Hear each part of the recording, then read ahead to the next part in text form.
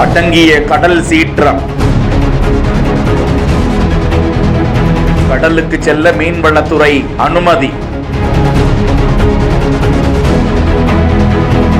கடலுக்குள் புறப்பட்ட ஏராளமான படகுகள்.